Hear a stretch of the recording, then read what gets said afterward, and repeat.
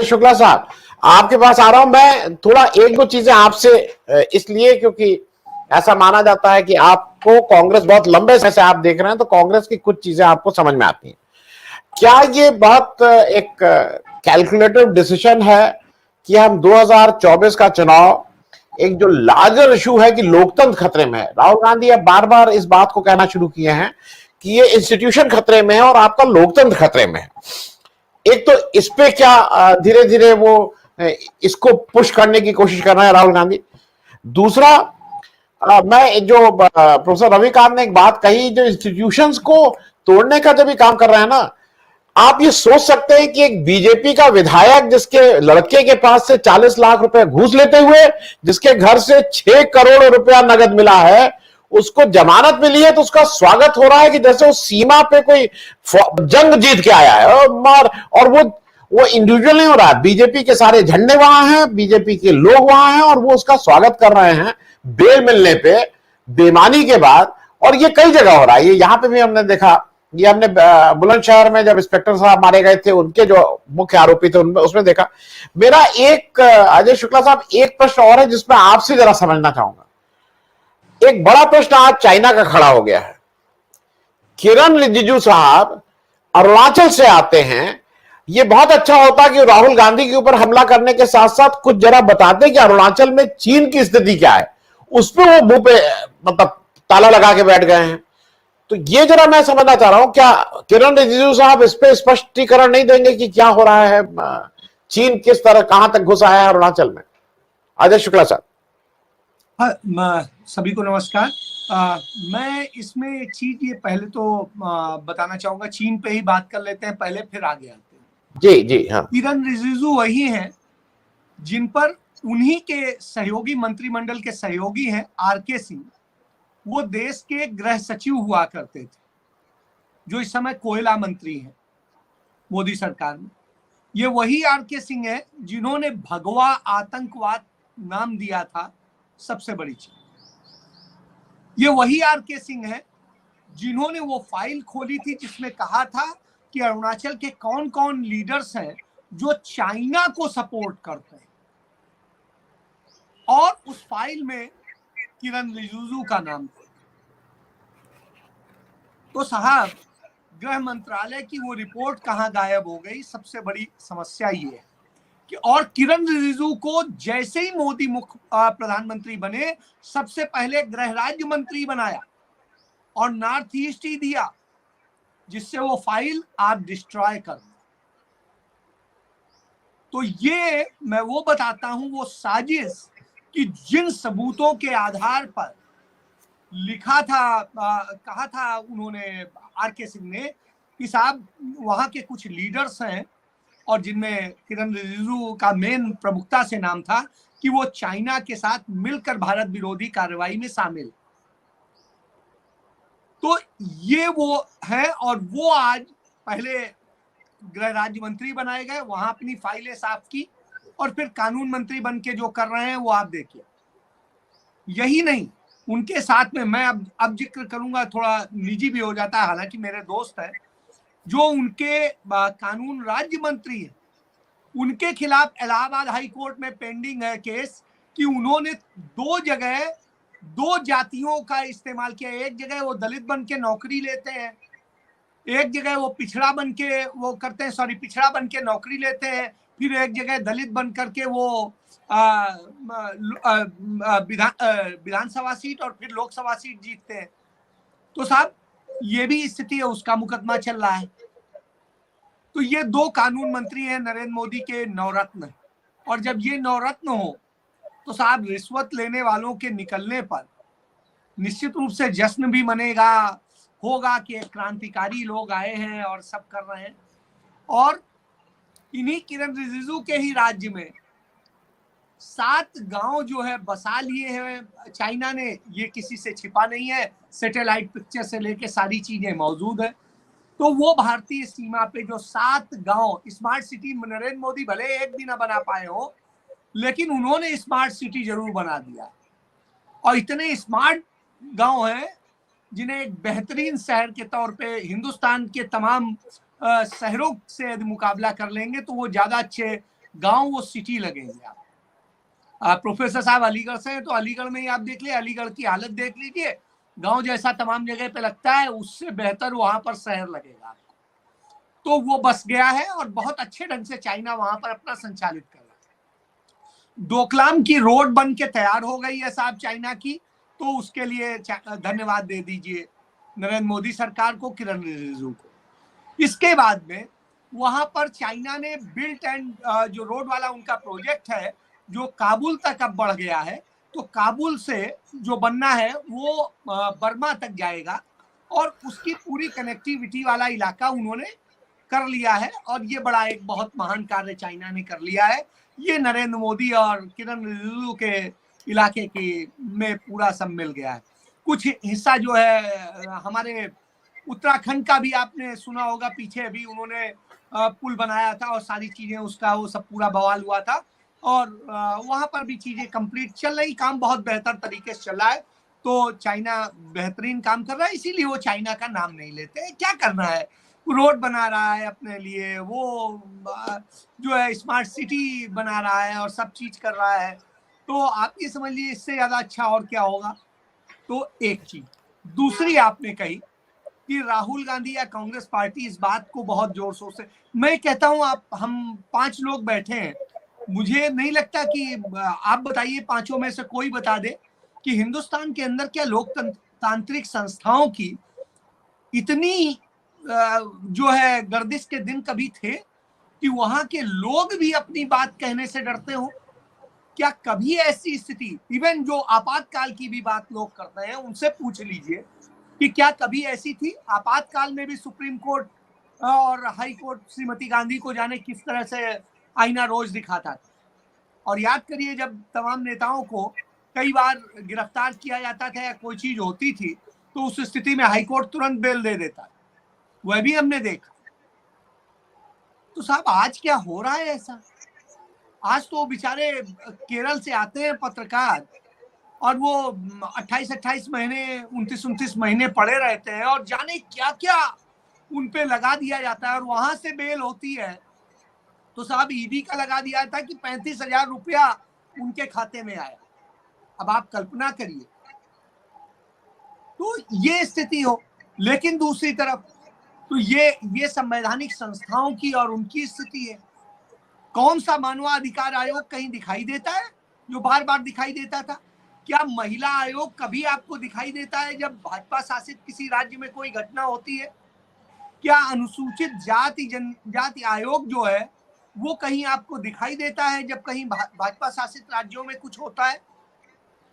क्या सूचना आयोग, केंद्रीय सूचना आयोग या राज्य का सूचना आयोग आपको इंफॉर्मेशन देने के लिए तैयार होता है? सब नरेंद्र मोदी की मांगी गई थी कि डिग्री वाला बता दीजिए, तो क्या कह दिया? पहले तो मना किया गया, बहुत आने के बाद में उन्होंने कह दिया अब रिकॉर्ड ही नहीं, खत्म। उसमें भी रिकॉर्ड कहाँ चला गया पता नहीं। तो ये यूनिवर्सिटी में प्रोफेसर साहब बैठे हैं क्या? यूनिवर्सिटी में इस तरह रिकॉर्ड गायब होते रहते हैं बड़ी आसानी से? तो ये समझ लीजिए। और वो भी देश के प्रधानमंत्री का, वो तो संरक्षित रखना चाहिए था। इंटायर पॉलिटिक्स में किया है जो आपकी यूनिवर्सिटी में क्या नाम है, कोर्स ही नहीं हो है।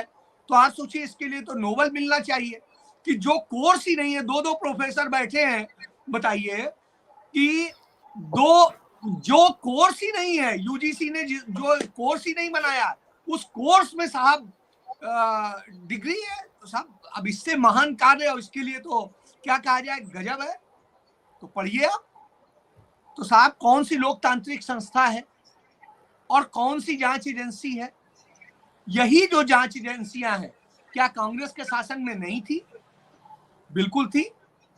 लेकिन क्या इस तरह के दुरुपयोग की एक भी घटना आप दिखा सकते हैं? पुलिस के इस्तेमाल की तो आती हैं, सीबीआई और इनकम टैक्स और इसकी ईडी की एक सिंगल केस नहीं मुझे मिलता। उल्टा कांग्रेस तो अपने मंत्रियों को जेल भेज रही थी। जैसे आरोप लगता था कहती नहीं पहले इस्तीफा दो फिर जेल जाओ, उसके बाद में न्याय अपना काम करेगा, कानून अपना काम करेगा। यही मंत्री बयान देते थे, कानून अपना काम करे। और आज क्या होता है? आज कोई कहता नहीं आज मोदी जी जो करेंगे वही हो। तो आज तो सारा न्याय, सारी व्यवस्था, सारा संविधान, सब कुछ मोदी जी बोल दिए तो संविधान हो गया। संविधान बाबा साहब ने बनाया था, ये गलतफहमी का आप शिकार। संविधान जो उन्होंने बताया तो वो तो खत्म हो गया। 2014 में दोबारा देश आजाद हुआ, और जब आजाद हुआ तो अब संविधान वही है जो कहते थे ना कि राजा जो कहता है, राजा का वचन ही कानून है। तो साहब राजा का वचन ही तो संविधान है। तो ये आप समझिए, तो ये स्थिति, इस चीज को आपको समझना पड़ेगा। फिर आप प्रोफेसर साहब बात कर रहे थे, शायद अहमद साहब, कि जो है मतलब उनके समुदाय में महिलाओं और उनको बांटने की कोशिश की गई थी। साहब ये कोशिश सिर्फ आपके यहाँ नहीं हुई, हर घर में हुई है। क्या हिंदुओं, जिन्हें आप हिंदू कहते हैं, उन हिंदुओं के घर में नहीं हुई है? नाते रिश्तेदारियों में आज 2 खाने बट गए। और छोड़िए, अब त्योहारों में 2 खाने बट गए। हम होली इस दिन मनाएंगे, तुम इस दिन मनाना। हम दीपावली इस दिन मनाएंगे, तुम इस दिन मनाना। हम जो है कृष्णाष्टमी इस दिन मनाएंगे, तुम इस दिन मनाना। तो साहब ये भी हो गया। अब तो यही नहीं पता है कि आपके कृष्ण कब पैदा हुए, राम कब पैदा हुए, होली कब होनी है और दीपावली कब होनी। जिसको तो हम इस दिन मनाएंगे क्योंकि हमारे साहब लोग इस दिन मना रहे हैं, आप इस दिन मनाइए, आपको जब मनाना। तो ये स्थिति, वही छोड़िए, सब बट गया है। भगवान भी बट गए, कुछ दलितों के भगवान है, कुछ उनके भगवान है, तो कुछ पिछड़ों के भगवान है। तो साहब इस तरह से हो गया। कोई कहता है हनुमान जी हमारे थे, तो कोई कहता है ये हमारे थे, तो कोई कहता है वो दलित थे, तो वो कहता है वो उसके थे। तो आप समझ लीजिए भगवान भी ये स्थिति में थे, यदि भगवान है तो। और नहीं है तो भगवान को खुद बताना चाहिए भैया वो क्या है। तो मुझे लगता है भगवान ही, अब वो बट गए हैं तो फिर अब कहा क्या जाए, तो इसलिए बात ही खत्म कर दीजिए। अब स्थिति आई है कि आप जिस तरह की स्थिति, तो संवैधानिक स्थिति ये है। तो जब ये है तो राहुल गांधी तो सिर्फ इतना कर रहे हैं, कुछ नहीं कर रहे हैं, सिर्फ इतना कर रहे हैं जो सच में है। चाइना की जैसे बस्तियां बसाई जा रही हैं, या संवैधानिक संस्थाओं को कमजोर करके लोकतंत्र को खत्म किया जा रहा है, तानाशाहपूर्ण शासन स्थापित हो रहा है, ये कोई नई बात नहीं है। जो हो रहा है राहुल गांधी ने वही बात बता दी। अब साहब वही बात बता दी तो कहते हैं ना, अंधे को अंधा कह दो तो चिढ़ जाता है। तो इसलिए राहुल गांधी को समझना चाहिए कि आज का अंधे के हाथ में तलवार भी है, वो बिना देखे आपको ठोक भी देगा। इसलिए राहुल गांधी को सावधानी बरतनी चाहिए। अब आप देखिए ना, रविशंकर प्रसाद पूर्व कानून मंत्री हैं, उन्होंने अपने बयान में क्या कहा, आपने यदि सुना हो, उन्होंने कहा कि राहुल गांधी वहां पहुंच के कहते हैं कि अब जो है इस मसले पर जो है भारत नहीं संभाल रहा है, यहाँ लोकतांत्रिक व्यवस्थाएं नहीं है, तो जो है बड़े बड़े राष्ट्रों को, अमेरिका को, ब्रिटेन को, इन सबको आकर के भारत में इंटरफेयर करना चाहिए। उल्टा यदि आप सुनेंगे बयान, शायद अंग्रेजी कम आती होगी या आती होगी तो सुन नहीं पाए होंगे, या समझ नहीं पाए होंगे, उसको तर्जुमा नहीं कर पाए होंगे, जो भी हो। तो स्थिति ये है कि राहुल गांधी ने गलती से ये कहा था कि हमारा इंटरनल मैटर है और हमें इंटरनली ही इसे सॉल्व करना है, हमारा विषय है, हमारे लोगों को मिलके करना है। तो साहब ये कहा था, लेकिन आप जानते हैं वो कानून सुप्रीम कोर्ट के वकील है और कानून मंत्री रहे। तो साहब समझिए, और भाजपा के प्रवक्ता भी हैं, जो तमाम गंभीर मसलों में आते हैं। कानून मंत्री से नरेंद्र मोदी ने हटा दिया तो कोई बात नहीं, वहां पे फिर से पहुंचने के लिए वो अपनी कोशिशें करते रहते हैं कि बताते रहे। तो ये स्थिति, और जो मौजूदा कानून मंत्री वो अपनी कुर्सी बचाने के लिए परेशान, तो इसलिए उन्हें राहुल गांधी को पप्पू भी बताना है, वो भी बताना है। अब राहुल गांधी जहां पढ़े हैं उस यूनिवर्सिटी में यदि ये मंत्री ना हुए होते तो ये चपरासी होने के काबिल नहीं थे, और मुझे लगता है ये दोनों प्रोफेसर साहबान होते तो शायद भर्ती भी नहीं करते, टेस्ट ले लेते अगर ये। तो मैं ये कह रहा हूं कि हालात ये हैं। तो ऐसी स्थिति में जो चपरासी होने काबिल नहीं था, जो चाइना के एजेंट के तौर पे पहचाना गया था और उन्हीं के मंत्री आर.के. सिंह ने पहचाना था, तो साहब अब उस आदमी के बारे में क्या कहें। तो उस स्थिति में बस इतनी बात कह सकता हूं कि ऐसे लोग हैं बैठे हुए तो ये महान बातें ही करेंगे, छोटी बातें तो करते नहीं है। प्रधानमंत्री नरेंद्र मोदी दुनिया को कहते थे अपने नाम से ये कर लिया वो कर लिया, उन्होंने खुद अपने नाम से अपने हाथ से, आपको याद होगा मायावती जी को कोसा करते थे और जाके अपने नाम से स्टेडियम कर लिया और सरदार वल्लभ भाई पटेल का नाम सेकेंडरी कर दिया, नरेंद्र मोदी स्टेडियम। आप सोचिए। और उसके बाद में उस ऑस्ट्रेलिया के वो आए तो कैसे दिखाया जाए, तो वहीं पर वो शो कर रहे हैं और अपने ही हाथ से अपने को पुरस्कार ले रहे हैं। तो आप समझिए। और उसके बाद में तो स्थिति ये है, और उनके दोस्त का बेटा और वही सब कुछ है, तो दोस्त के बेटे से दोस्त से अपने जो है फोटो ले रहे हैं साहब। तो ये स्थिति, तो आप समझिए जब ये सरकार हो तो फिर उस स्थिति में यदि इतना हम बता दे रहे हैं तो साहब हम तो राष्ट्रद्रोही हैं, हम माओवादी भी हैं, और हम जो है वो क्या कहते हैं, चाहे जो बता दीजिए, उसके लिए मैं इनकार नहीं करता हूं। शायद वो पढ़ लिए होते कि माओ ने क्या लिखा है तो उनकी समझ में आता, लेकिन वो पढ़े नहीं है तो इसलिए समझ में नहीं आता। तो वास्तविकता ये है, और इसीलिए उनके जब कुछ नहीं मिलता है तो राहुल गांधी को देश विरोधी बता दो, उनकी माँ को इटली का बता दो, उनको ये बता दो। तो पूछो भैया, इटली के प्रधानमंत्री आई थी, उनको लपक लपक के जो है कौन वो कर रहा था।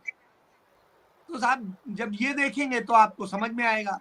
तो स्थिति ये है कि इनके पास अपना कोई चरित्र नहीं है और इनके पास कोई ईमानदारी नहीं है, सारे भ्रष्ट इनके पास है, और जो नहीं है दूसरी जगह थे उनको लाके अपनी वॉशिंग मशीन में धो के उन्होंने कमली बना दिया है, ईमानदार। तो यही स्थिति है, यही वजह है कि तमिलनाडु में आज इनके 13 जो है नेता छोड़ के इनको चले गए, अब बड़े दुखी हैं। और ये तमाम जगह ऐसी स्थितियां हैं। जी मैं बस खत्म करने से पहले अजय जी आपसे 2 प्रश्न हैं और दोनों थोड़ा एक साथ मिला दे रहा हूं। आज ऑस्ट्रेलिया के प्राइम मिनिस्टर आए हैं और हमारे मोदी जी उनके साथ अहमदाबाद में टेस्ट मैच देख रहे हैं और टाटा कर रहे हैं, और अच्छी बात है मोदी जी अपने ही नाम के स्टेडियम में टेस्ट मैच देख रहे हैं। लिखा है Narendra Modi is witnessing test match at Narendra Modi stadium. कितनी बड़ी बात है, वो कोई बात नहीं, वक्तव्य नहीं दे रहे हैं। तो ये टिपिकल ऑफ नरेंद्र मोदी, उनको यही इवेंट समझ में आता है। दूसरा एक इंपॉर्टेंट इवेंट और हुआ है जिसपे मैं आपसे एक, एस जयशंकर साहब ने जब एक हमला बोला था राहुल गांधी के ऊपर, उसके बाद कांग्रेस ने उसका जवाब देते हुए बहुत एक प्रश्न उठाया था कि इस देश में पिछले 2-2.5 साल से जब से बाइडेन आए हैं, इस देश में उन्होंने किसी अमेरिकन राजदूत को पोस्ट नहीं किया। वो बड़ा इशू था और वो जानबूझ के उन्होंने पाकिस्तान में रखा है, चाइना में रखा है, बांग्लादेश में रखा है, श्रीलंका में रखा है। आप क्या उन्होंने राजदूत नहीं पोस्ट किया है। आज ये खबर आई कि अब बाइडेन की तरफ से क्लियर हो गया है, नए राजदूत अगले 2-4 दिन में हिंदुस्तान में आ रहे हैं।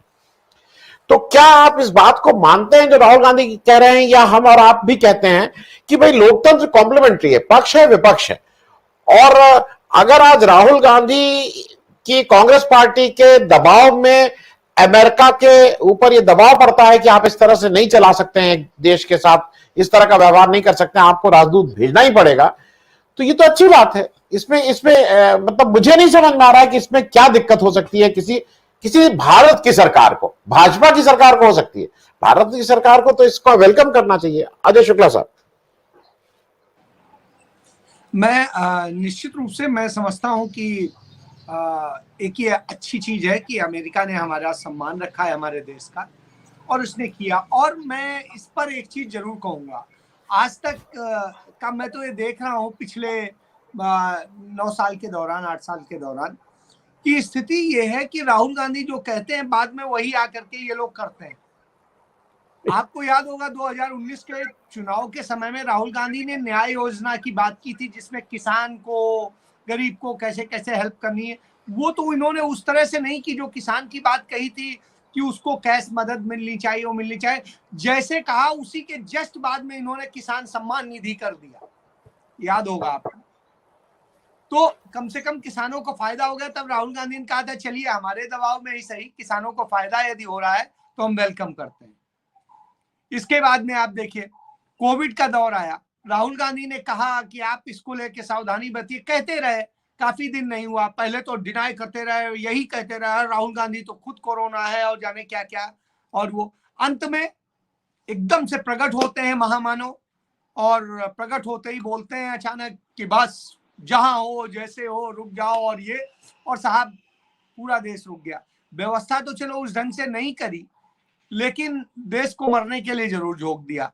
तो स्थिति ये है, यदि आप उपाय कर लेते वक्त रहते उन्हीं के कहे के, तो शायद ये स्थिति नहीं होती देश की। तो जो बर्बादी हुई देश की, जो लोगों ने, हम सब ने खोया है, किसी न किसी मित्र को, किसी न किसी और प्रियजन को, परिवार के सदस्य को, तो वो स्थिति है। तो साहब ये है। इसके बाद में आप आइए कि यदि आप कहेंगे तो चलिए अब इसमें बहुत लंबा करेंगे चूंकि आपका टाइम हो रहा है, तो सिर्फ मैं इतना कहूंगा, जो जो राहुल गांधी कहते हैं वो करना पड़ता है, और अंततः उसके लिए बार बार रिक्वेस्ट भी करनी पड़ती है। तो वही स्थिति है, और राहुल गांधी की बात को पूरी दुनिया इतना तवज्जो देती है। राहुल गांधी ने कहा तो उसका असर ये हुआ कि अमेरिका भी उस चीज पे विचार करता है कि हाँ राहुल गांधी ने कहा। तो ये तो देश के लिए बहुत बड़े प्राइड की बात है कि हमारी विपक्ष का कोई इकलौता ऐसा नेता है तो जिसकी एक बोलने पर दुनिया के तमाम बड़े बड़े देश, जिन्हें महाशक्ति कहा जाता है, वो भी करने को मजबूर हो रहे हैं। तो ये हमारे लिए गर्व की बात है। इसमें दुख की बात कौन सी हो सकती, पहली बात। दूसरी चीज, ऑस्ट्रेलिया के प्रधानमंत्री आए, रोज हम लोग अखबारों में देख रहे हैं, खबर छप रही है कि पिछले 4 महीने से वहां पर रोजाना हिंसा हो रही है ऑस्ट्रेलिया में, खालिस्तान के नाम पर, और हिंदुस्तानियों को मारा जा रहा है, कहीं कुछ हो रहा है, कहीं कोई प्रोटेस्ट हो रहा है, कोई चीज हो रही है। क्या हमारे प्रधानमंत्री ने उस समस्या को लेकर के उनसे एड्रेस किया? नहीं किया। हमारे प्रधानमंत्री उनके साथ में स्टेडियम के अंदर रोड शो करते हैं, जैसे रोड में रोड शो करते हैं वह स्टेडियम शो करते हैं, बग्घी पे बैठ के और स्टाइल से पूरा निकलते हैं। साहब राजा साहब निकल रहे हैं, राजा साहब की गाड़ी निकलती थी ना बग्घी, वो स्टाइल, तो वो निकलती है। उसके बाद में आप देखिए वहां पर, जैसे मैं पहले अपनी चर्चा में बता ही चुका हूं, खुद के नाम का स्टेडियम, खुद ही के उसका, और उसके बाद में वहीं पे खुद ही को पुरस्कार दिवा ले, तो आप ये समझ लीजिए। उसके बाद में खुद ही के चेले का बेटे से उससे वो करके और फोटो का फ्रेम लिखवा ले रहे हैं। तो आप किस वजह, ये इनकी डिप्लोमेसी। याद करिए कि जब चाइना के प्रेसिडेंट आए थे तो उनके साथ में वही गुजरात में झूले झूलने से लेके छाता लगा के उनके ऊपर और वो करने, और उसके बाद बड़े गर्व से कहते थे आज तक आपने देखा है 2 देशों के ऐसे इतने आत्मीयता के साथ मिले हो, आज हम मिल रहे हैं। तो साहब मिल के क्या हुआ, चीन ने हमारी 2000 वर्ग किलोमीटर जमीन और कब्जा कर ली। और उसके बाद में स्थिति क्या है, स्थिति ये है कि साहब आपने हमारे देश को झोंक दिया। आप देखिए, आप सिर्फ आंकड़ों के आधार पर कहते हैं कि नेहरू के समय में जमीन गई, जबकि 1 इंच जमीन नेहरू के समय में चाइना ने कब्जा नहीं की। यदि आप पढ़ लें तो जब जो है कश्मीर को हरि सिंह के जो फादर थे उन्होंने जब खरीदा था अंग्रेजों से, तो जो खरीदा था उसमें 2 चीजें थी, एक वास्तविक कब्जे की चीज थी और एक नक्शे में था लेकिन कब्जे में नहीं था। तो जब भारत आजाद हुआ तो उस समय वह जमीन जो कही जाती है कि नेहरू जी ने सौंप दी, वो जमीन थी ही नहीं भारत के कब्जे में, वो चाइना के ही कब्जे में थी। तो साहब पहली बात तो ये है। हाँ, पंडित नेहरू ने क्या किया कि 1954 के का जो तक जो नक्शा था उस नक्शे को रिवाइज करके एक नया नक्शा जारी किया और कहा वो जमीन को अपने में शामिल दिखाया, और उसको लेके चाइना के साथ कूटनीतिक स्थितियां पैदा हुई और उसके बाद में जो हुआ, युद्ध हुआ, सारी चीजें। लेकिन वास्तविकता यह है 1954 का आप नक्शा देख लो, जो जमीन तब थी वही जमीन नरेंद्र मोदी के आने के पहले तक हमारे पास थी, आज नहीं है। तो स्थिति यह है कि नेहरू ने तो दिया नहीं, इंदिरा ने 2 बार हराया चाइना को, उस पर आप जिक्र नहीं करेंगे। सिक्किम को छीन के चाइना से भारत ने मिलाया, वहां क्या नाथुला में हराया। तो ये हमारे पास सबूत है। इन्होंने तो हराने की बात छोड़िए, जो कहते हैं मैत्री काल था जब गले मिल रहे थे, छाता लगा रहे थे, झूला झूल रहे थे और जाने किस किस तरह के स्वागत कर रहे थे। तो साहब उस दौर में चाइना ने हमारे 20 सैनिक मार डाले और हमारी 2000 वर्ग किलोमीटर जमीन कब्जा कर ली। जो रोड कांग्रेस ने कभी नहीं बनने दी थी वो रोड बनवा दी। और साहब छोड़िए, वो स्मार्ट सिटी का पीछे मैं अभी बता ही चुका हूं, जो स्मार्टेस्ट गांव जो है उसने 7 बना दिए हैं, वो है ये। तो इस तरह से करके कमोबेश स्थिति ये इन्होंने की। तो इनकी नीतियां जो है वो सिर्फ दिखावे की हैं, शोकेस हैं, इसके अलावा और कुछ नहीं। तो जी यह जी। सत्य है जी।